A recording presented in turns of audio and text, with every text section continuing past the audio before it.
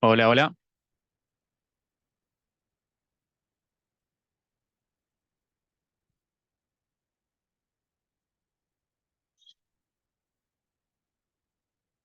Bueno, buen día. Mi nombre es Ezequiel Llamazares. Soy residente de segundo año de la Residencia de Bioquímica Clínica, área de Inmunología, del Hospital Elizalde. Y el día de hoy les voy a presentar un ateneo que se titula ¿Qué se oculta tras esa neutropenia? A propósito de un caso clínico.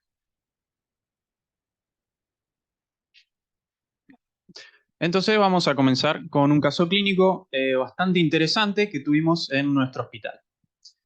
Tenemos un paciente de 4 años de edad que consulta al servicio de inmunología por presentar rinitis continua e infecciones recurrentes. Dentro de ellas tenemos faringitis, catarro de vías aéreas superiores y algunos cuadros compatibles con herpes desde el inicio del jardín de infantes. Y a esto se le suma el hallazgo en un control por parte de su pediatra de una neutropenia. Como antecedentes familiares, su madre biológica es celíaca y alérgica. Su abuela materna, también es celíaca, y de su padre, al momento de esta consulta, se desconocían sus antecedentes, ya que este niño fue concebido por inseminación in vitro y su padre biológico es un donante anónimo. Bien, como antecedentes de laboratorio, tenemos un hemograma del día 6 de noviembre del año 2021, solicitado por su pediatra, donde lo que se destaca es un recuento disminuido de los neutrófilos con un valor absoluto de 1194 neutrófilos por milímetro cúbico. A raíz de esto, su pediatra solicitó otro hemograma para el mes de febrero y nuevamente lo que se destaca es el recuento disminuido de neutrófilos, pero ahora agravado con un valor absoluto de 200 elementos por milímetro cúbico. Si recordamos, la neutropenia se define como la disminución del número absoluto de neutrófilos, tanto segmentados como encallados en sangre periférica, por debajo de los 1500 elementos por milímetro cúbico. Y esto se puede clasificar según su gravedad en leve, moderada, severa y agranulocitosis cuando el valor de polimorfonucleares es menor a 200 elementos por microlitro. Nuestro paciente se encontraría en la línea entre una neutropenia severa y una agranulocitosis, según el último dato que teníamos del hemograma. Las causas de neutropenia pueden ser primarias o secundarias. Las primarias son las menos frecuentes y comprenden a la neutropenia congénita severa, neutropenia cíclica, aquellas asociadas a síndromes congénitos, asociadas a inmunodeficiencias o neutropenias de tipo autoinmune. Y las secundarias, que son las más frecuentes, están relacionadas a la presencia de infecciones, principalmente virales, el uso de drogas o fármacos, a enfermedades autoinmunes subyacentes, carencias nutricionales como deficiencia de vitamina B12 o ácido fólico y hemopatía malignas.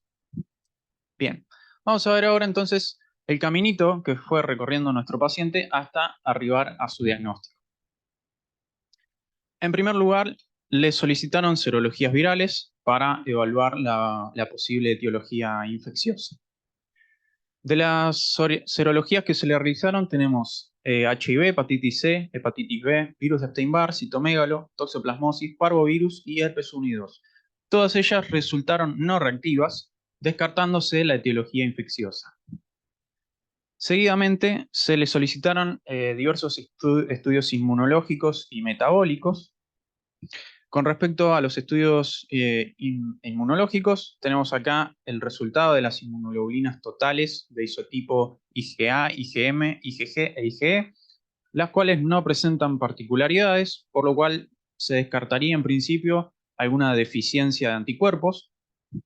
También se le realizaron poblaciones linfocitarias, donde determinamos el porcentaje de linfocitos TCD3, TCD4, TCD8, linfocitos B, CD19 positivos y células NK, que estos resultados son acordes a la edad del paciente, con lo cual tampoco habría una alteración cuantitativa de la inmunidad celular.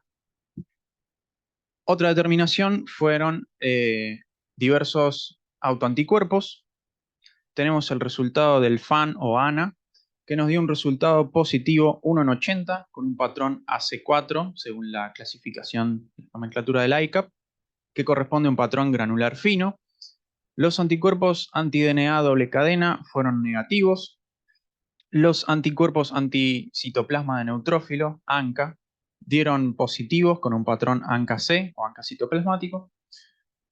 Y los anticuerpos para celiaquía, antitransglutaminasa y antipéptidos de aminoácidos de gliadina resultaron negativos.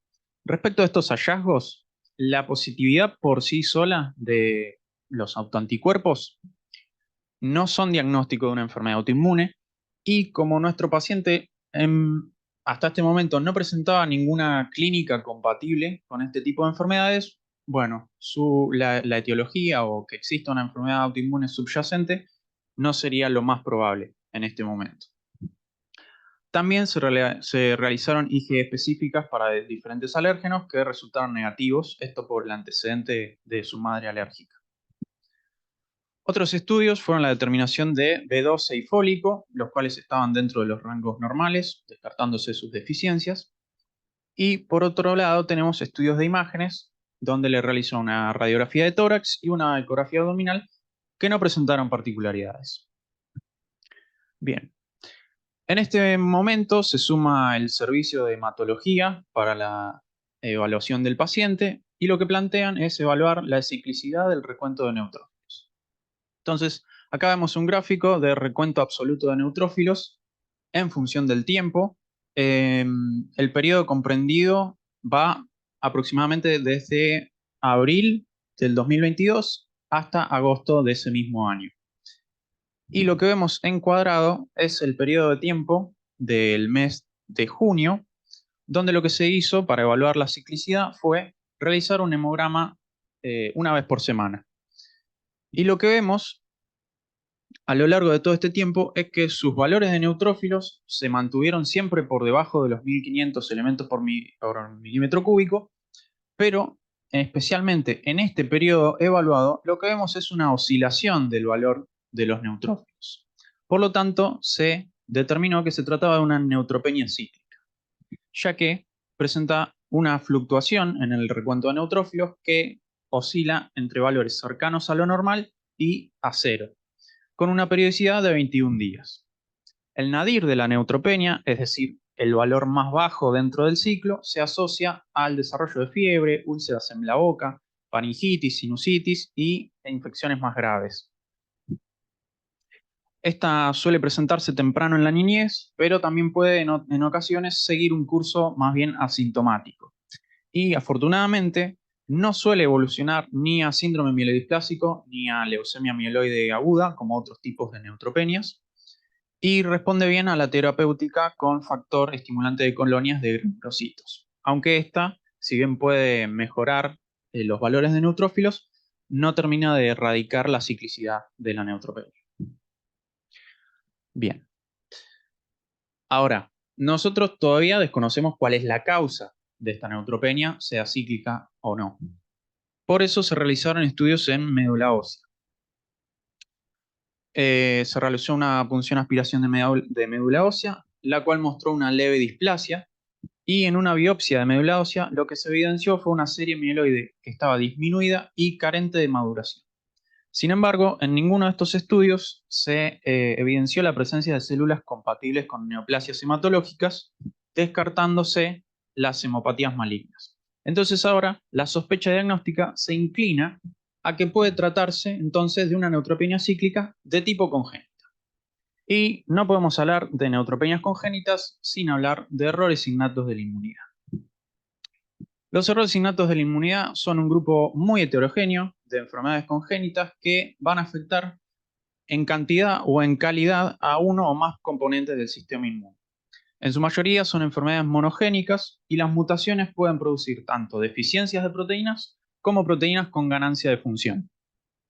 Es por esto último, por el descubrimiento de estas proteínas con ganancia de función, que en los últimos años cambió su nomenclatura. Estas patologías antes se conocían como inmunodeficiencias primarias, pero ahora al ver que hay patologías donde no hay deficiencias, sino ganancias de función, el término más correcto es errores innatos de la inmunidad.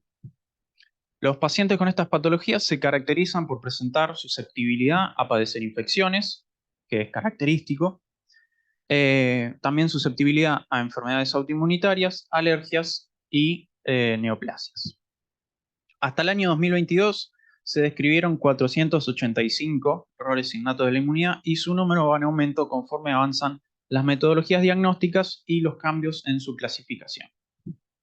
Y en conjunto, estas patologías tienen una incidencia aproximada de 1 en 10.000 recién nacidos vivos, pero tengamos en cuenta que hay enfermedades que son más frecuentes, como el déficit de IgA, que tiene una incidencia de 1 en 500, y por otro lado tenemos enfermedades donde hay un solo caso reportado en todo el mundo. Entonces el espectro es bastante amplio. Bien, hay un comité internacional que es la Unión Internacional de Sociedades de Inmunología, o UIS, que se encarga de nomenclar y clasificar todas estas patologías. Entonces, esta entidad las clasifica en 10 categorías, que son las que vemos en pantalla, dentro de las cuales tenemos inmunodeficiencias, por ejemplo, que afectan predominantemente anticuerpos, otras que afectan a la inmunidad innata, deficiencias del complemento, inmunodeficiencias combinadas, entre otras, pero la que nos interesa a nosotros en este Ateneo son las deficiencias o defectos del fagocito en número o función. Bien, estos defectos se pueden clasificar en cuantitativos, es decir, neutropenias, y defectos funcionales, perdón, donde lo que puede estar alterado es o la capacidad de adhesión, por ejemplo, de los leucocitos, o la capacidad para generar especies reactivas de oxígeno. Esta es una de las tablas de clasificación de la IUD. No se asusten. Esto para los inmunólogos es como la Biblia y todos tienen una en su mesita de luz. Lo que vemos acá es, en cada recuadro tenemos una de las patologías, en rojo tenemos el nombre de la patología y en negrita tenemos el gen que está afectado. Y después tenemos una breve descripción de lo que puede ser el patrón de herencia, características clínicas o características de laboratorio. No se ve porque lo está tapando el cosito de Zoom. ¿Se puede? No hay problema.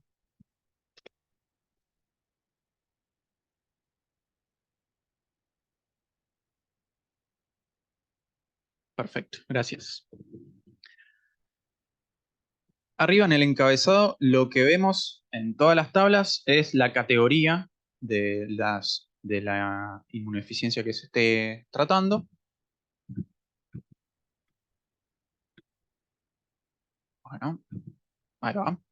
En este caso tenemos los defectos congénitos del fagocito, la parte A, que trata de neutropenias, y entonces todas estas enfermedades las va a ir subclasificando a su vez según distintas características. En este caso tenemos, no sé si se ve bien los colores, en amarillo aquellas que están asociadas a algún síndrome y en verde aquellas que no están asociadas a síndromes.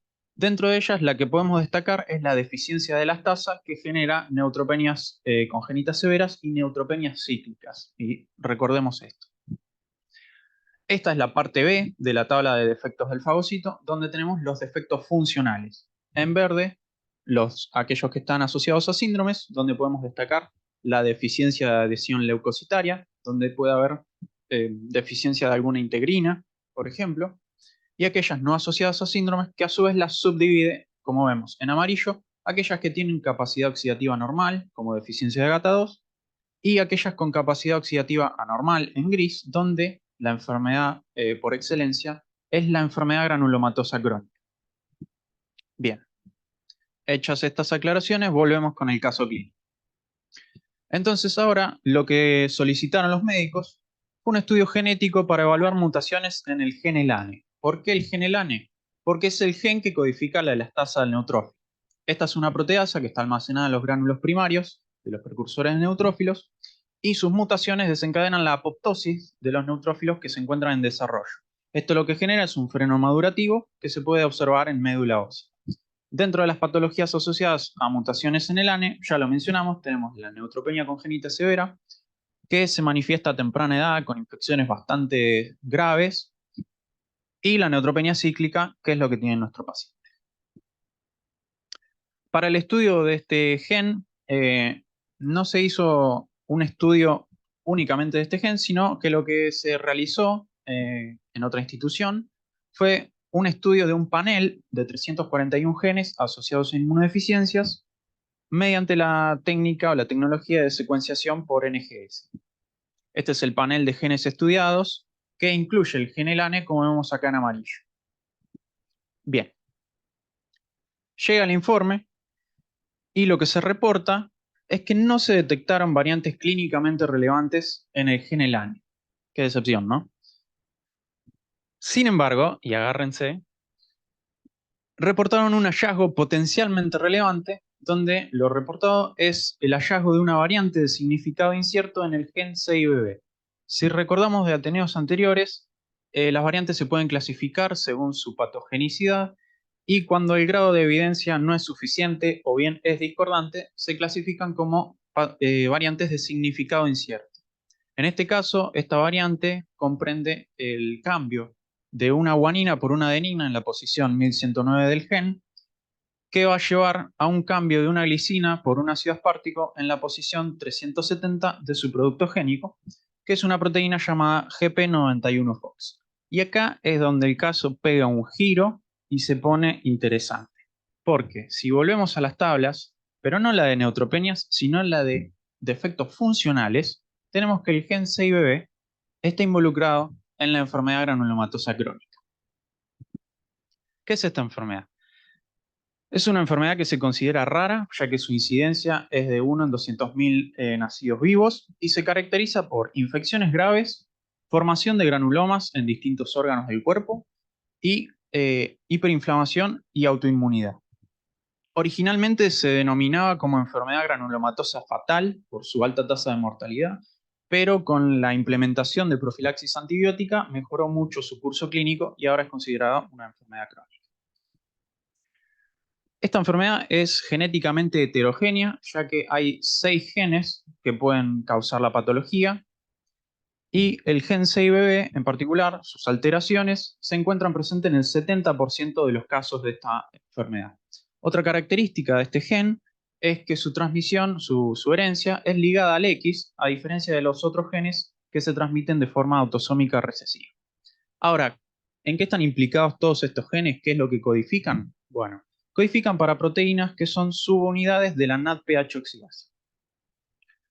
¿Qué es esta NADPH oxidasa? Es un complejo enzimático formado por 6 subunidades que se encuentra en los fagocitos y principalmente en los neutrófilos. Cuando el neutrófilo se encuentra en reposo, este complejo está desensamblado y lo que tenemos es en la membrana, como vemos arriba, un heterodímero formado por GP91Fox, que también se conoce como NOX2, y la proteína P22Fox. El resto de los componentes están dispersos en el citoplasma. Y cuando el neutrófilo recibe señales, señales de activación, se desencadena una cascada de señalización que lo que hace es reclutar a estas proteínas hacia la membrana y entonces ahí se ensambla el complejo de la NADPH oxidasa. Para ver cómo funciona este complejo y sus implicancias, los invito a imaginar el siguiente ejemplo. Supongamos que el neutrófilo, en el contexto de una infección, se encuentra con una bacteria, lo que va a hacer es detectarla y engullirla o fagocitarla, y va a formar esta estructura que se conoce como fagosoma. En este proceso se va a ensamblar la NADPH oxidasa que vemos acá abajo, y como su nombre lo indica, lo que hace es oxidar NADPH, y los electrones que le arrebata esta molécula se las otorga al oxígeno para generar el anión superóxido. Este anión superóxido cumple con varias funciones y dentro de ellas sirve como precursor para generar diferentes especies reactivas de oxígeno, como son el peróxido de hidrógeno, radicales oxidrilos y el hipoclorito. Todas estas moléculas tienen acción bactericida directa, pero además el anión superóxido, al ser una molécula de carga negativa, su acumulación genera una diferencia de potencial que va a estimular la entrada de protones hacia el interior del fagosoma, permitiendo la acidificación del mismo. Adicionalmente, por el mismo efecto, va a generar un influjo de potasio que es fundamental para la fusión de gránulos. Vamos a tener los gránulos primarios y los gránulos secundarios del neutrófilo que contienen enzimas y proteínas como la mieloperoxidasa, catepsinas, lisosimas, entre otras enzimas líticas. Todo esto contribuyendo a la eliminación de los patógenos. Además, el superóxido es fundamental para la activación del proceso que se conoce como netosis. Este proceso se da cuando el neutrófilo libera hacia el exterior su contenido nuclear y esto forma las trampas extracelulares de neutrófilos que sirven para capturar y eliminar microorganismos. También está implicado en la inactivación de factores de virulencia, en la autofagia y apoptosis y en el control de la inflamación. Entonces vemos que este complejo cumple un rol central en lo que es el combate y la eliminación de microorganismos. Y cualquier falla en este sistema va a llevar a que no se puedan eliminar microorganismos y a que los pacientes presenten susceptibilidad a infecciones, como ya vimos. Dentro de las infecciones bacterianas, la mayoría van a estar causadas por microorganismos catalasa positivos. Dentro de ellos tenemos a Staphylococcus aureus y otros microorganismos que pueden ser patógenos oportunistas. Todos ellos van a dar distintos tipos de infecciones, como infecciones de piel y partes blandas, abscesos, neumonías, osteomielitis, sepsis, meningitis, entre otras. Y también vamos a tener una susceptibilidad aumentada a infecciones fúngicas. Dentro de estas, el principal agente causal son los hongos del género Aspergillus, pero también tenemos otros como especies de Paecilomyces. Estos hongos van a dar neumonías, osteomielitis, abscesos cerebrales, linfadenitis e infecciones de piel y partes blandas. Ahora bien, recordemos que nuestro paciente solamente había presentado algunas infecciones leves a repetición.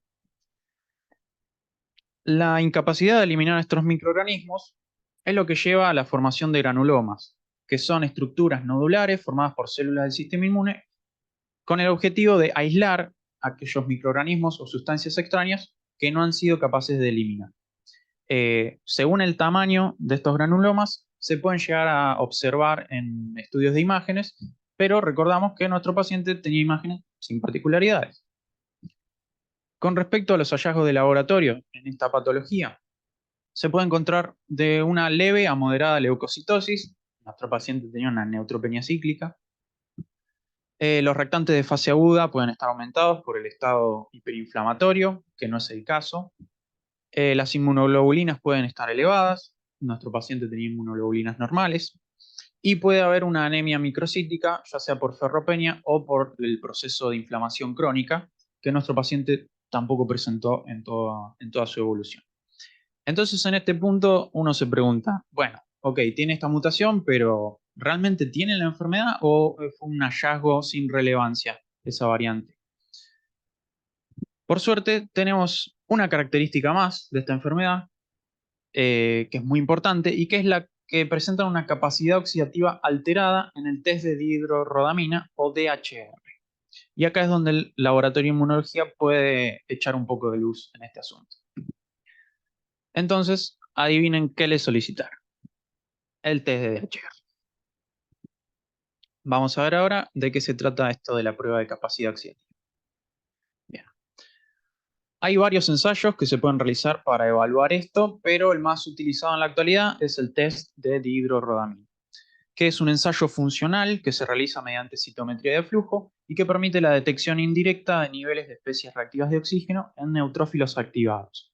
Para ello contamos con esta molécula que es la dihidrorrodamina, que en principio es una molécula que no fluoresce, pero que cuando reacciona con el peróxido de hidrógeno que generan los neutrófilos, se va a oxidar a rodamina, que es una molécula que sí es capaz de emitir fluorescencia y que puede ser detectada por el citómetro de flujo. Y antes de seguir con el test, vamos a hacer un breve repaso de cómo funciona un citómetro de flujo y cuáles son sus componentes. Todo citómetro va a estar formado por tres tipos de sistemas: un sistema de fluidos, un sistema óptico y un sistema electrónico. La muestra va a ingresar por aspiración al equipo y se va a mezclar con un fluido que se conoce como líquido envolvente. Este líquido lo que hace es generar un flujo laminar que va a encauzar a las células y va a permitir que pasen de a una en fila india por lo que se llama el punto de interrogación, que no es otra cosa que el lugar donde incide la luz de un láser. Al incidir el láser, las células van a dispersar la luz de este láser según sus características de tamaño y complejidad, pero además, si estas células fueron marcadas con algún anticuerpo monoclonal conjugado a un fluorocromo o bien fueron incubadas con alguna sonda fluorescente, la luz de este láser va a excitar esos marcadores y van a emitir fluorescencia que va a ser detectada por estos detectores. Todas estas señales van a ser procesadas por el sistema electrónico, permitiendo poder analizar los datos con un software de análisis posteriormente. Para analizar estos datos, contamos con distintos tipos de gráficos. Por ejemplo, tenemos gráficos de puntos o dot plots. Como vemos acá en este ejemplo, lo que tenemos graficado es en el eje Y el side scatter, que es un parámetro de dispersión que se asocia a la complejidad interna, y el forward scatter en el eje X, que se asocia con el tamaño celular. Si vemos cada uno de estos puntitos es una célula y se va a ubicar en el gráfico según estas dos características. También podemos tener gráficos de puntos, pero donde lo que graficamos es la intensidad de fluorescencia de algún marcador. Y en este ejemplo tenemos el CD8 versus el CD4. También tenemos gráficos de tipo histograma, donde lo que se grafica es la frecuencia de eventos o células en función de la intensidad de fluorescencia de algún marcador o sonda. Bien, con esto volvemos al test de la dihidrorrodamina. La muestra a utilizar va a ser sangre periférica anticoagulada con EPTA. Y la muestra, es muy importante, que se remita junto a una muestra de un control sano. Los reactivos a utilizar son la DHR, que va a ser nuestra sonda, el Forbol miristato acetato o PMA, que va a servir como estimulante para activar a los neutrófilos, el cloruro de amonio, que va a servir como lisante para eliminar glóbulos rojos, y anticuerpos monoclonales, donde vamos a utilizar CD45, que es un marcador que está presente en todos los glóbulos blancos, y el CD16, que nos va a servir para seleccionar mejor o más específicamente a los neutrófilos. Entonces, ¿cómo es el test? Tanto la muestra control como la muestra del paciente vamos a tener que preparar una serie de tubos. Por un lado vamos a tener un tubo donde solo vamos a poner sangre y esto nos va a servir para ver la autofluorescencia que pueda llegar a tener la muestra. Otro tubo va a contener sangre y el reactivo, la DHR, y nos va a servir para evidenciar la oxidación basal que pueda llegar a tener ese reactivo. Y por último vamos a tener un tubo con sangre, el reactivo DHR, y PMA, que era el estimulante. Entonces este va a ser el tubo que va a estar estimulado y donde deberíamos ver estallido respiratorio. Para la preparación de estos tubos lo que vamos a hacer es una dilución 1 en 10 de sangre en PBS o PBS ácida, que es un buffer, y luego a los tubos que correspondan se le va a agregar la DHR y se lo va a incubar en baño de agua o estufa a 37 grados durante 15 minutos. Pasado este tiempo, se va a agregar el PMA a los tubos que correspondan y nuevamente se incuba a 37 grados 15 minutos. En este paso es donde los neutrófilos van a experimentar el estallido respiratorio y, en teoría, deberían oxidar la dihidrorrodamina. Posteriormente, lo que vamos a hacer es la marcación con anticuerpos monoclonales. Se va a incubar 15 minutos en oscuridad y pasado este tiempo se va a agregar cloruro de amonio para alisar los glóbulos rojos, ya que estos nos pueden interferir en el análisis posterior. Se va a incubar nuevamente, pero 10 minutos en oscuridad. Y luego de este tiempo lo que se van a hacer son lavados con el buffer PBS para eliminar el exceso de lisante. Luego de estos lavados, ya la muestra está lista para ser adquirida y analizada en el citómetro de flujo. Bien, entonces vamos a ver cómo es este análisis. Vamos a tener la muestra control y la muestra de nuestro paciente. Arrancamos con el control. Tenemos un gráfico de complejidad celular versus CD45. Este gráfico nos permite separar las principales poblaciones leucocitarias y vemos que en rojo tenemos a los polimorfonucleares, en azul a los linfocitos y en gris, sin marcar, estarían los monocitos. Este otro gráfico es de complejidad, pero versus el CD16, que si ven, tenemos a los neutrófilos con alta expresión de CD16 y ahí es donde los podemos seleccionar apropiadamente. Una vez hecho esto, lo que vamos a pasar a mirar es un histograma donde lo que vamos a graficar es una curva que es la azul, donde vemos representados a los linfocitos que van a servir como nuestro control negativo, ya que estos linfocitos, o todos los linfocitos, no expresan el complejo de la NADPH oxidasa. Entonces no deberían oxidar el reactivo. Lo que tenemos en el eje X es la intensidad de fluorescencia de la DHR. Y la curva en rojo representa a los neutrófilos, que si vemos, este es el caso del control, la curva está desplazada hacia la derecha, lo que quiere decir que hay mayor intensidad de fluorescencia y por tanto estos neutrófilos fueron capaces de oxidar la dihidrorrodamina. Es decir, que esta muestra tiene una capacidad oxidativa normal. Ahora vamos a ver el paciente. Misma estrategia de análisis, y si miramos el histograma, sorpresa. Vemos que la curva roja de los neutrófilos cae bastante cerca, o mejor dicho, está dentro, solapada, con la curva de los linfocitos, que era el control negativo. Es decir, que esta muestra tiene una capacidad oxidativa nula. La Sociedad Europea de Inmunodeficiencias estableció criterios para el diagnóstico de la enfermedad granulomatosa crónica y estableció dos tipos de criterios: criterios probables y diagnóstico probable y diagnóstico definitivo. Para un diagnóstico probable se debe cumplir que el paciente tenga una prueba de estallido respiratorio anormal y alguno de los siguientes: o bien infecciones profundas o presencia de granulomas, o dificultad para el desarrollo y visceromegalias o linfadenopatías. Y en el caso de un diagnóstico definitivo, este se alcanza nuevamente con una prueba de estallido respiratorio alterado, pero debe haber o bien mutaciones en alguno de los genes de la NADPH oxidasa, o ausencia de ARN mensajero de esos genes, o bien antecedentes familiares de primos o tíos maternos con prueba de estallido respiratorio alterada. Nuestro paciente cumple con la prueba alterada y además se había encontrado una mutación en el gen 6BB que codifica para GP91. Por tanto, se confirma el diagnóstico de enfermedad granulomatosa crónica. Luego de un año aproximadamente de realizar estudios, finalmente el paciente pudo arribar a un diagnóstico definitivo y, hecho el diagnóstico, vamos al tratamiento. Estos pacientes tienen diversas opciones terapéuticas. Dentro de ellas tenemos la profilaxis antibiótica, donde se va a utilizar trimetoprima sulfametoxazol para las infecciones bacterianas e itraconazol para las infecciones fúngicas. El interferón gamma puede utilizarse como complemento de la profilaxis, pero su uso está limitado ya que presenta beneficios solamente en algunas variantes de esta enfermedad. En el caso de que los pacientes presenten síndromes hiperinflamatorios o enfermedades autoinmunes, se pueden utilizar antiinflamatorios e inmunomoduladores, y la terapia curativa es el trasplante de células progenitoras hematopoyéticas. Como dato de color, últimamente en estos años se han estado estudiando diversas opciones de terapia génica. Con respecto a nuestro paciente, como su clínica era bastante leve y no presentaba complicaciones, solamente recibió profilaxis antibiótica y pautas de alarma frente a la posible aparición de infecciones.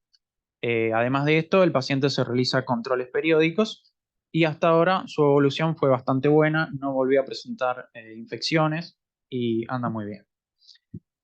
Antes de terminar, les planteo lo siguiente: ¿qué pasa con la madre? Porque dijimos que era una enfermedad que estaba ligada al X. Entonces, decidimos estudiar a la madre también. Misma estrategia de análisis, y ahora si vemos la curva de los neutrófilos, vemos que es una curva diferente a la que habíamos visto antes y que presenta dos picos. Un pico con mayor intensidad de fluorescencia y un pico con menor intensidad de fluorescencia y más cercano o solapado a la curva de linfocitos. Es decir, que la madre presenta dos poblaciones de neutrófilos, una que tiene capacidad oxidativa normal y otra que tiene una capacidad oxidativa reducida. Por lo tanto, la madre posiblemente sea una portadora. Ahora, esto no lo podemos asegurar sin tener el resultado del estudio genético, que al día de hoy sigue pendiente. Bueno, como conclusiones, a pesar de la marcada neutropenia, no se detectaron variantes relacionadas a neutropenias congénitas, sino que, por otro lado, lo que se realizó fue el test de DHR, que confirmó que se trataba de una enfermedad granulomatosa crónica en este paciente que presentaba una variante de significado incierto en el gen 6BB. En presentaciones poco habituales, como es este caso, porque como vimos, la clínica no tenía nada que ver con esta enfermedad y por eso no fue sospechada en un principio, el estudio genético puede orientar a la realización de otras pruebas, como fue el de la DHR, para confirmar el diagnóstico de una patología que en principio no era sospechada. Y por último, resaltar lo importante que es el abordaje interdisciplinario y la comunicación entre servicios para poder arribar a un diagnóstico correcto. Esta es la bibliografía y muchas gracias a todos.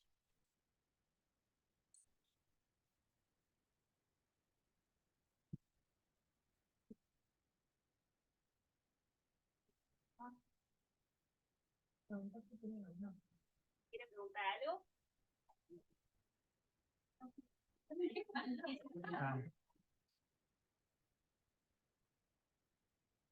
Gracias.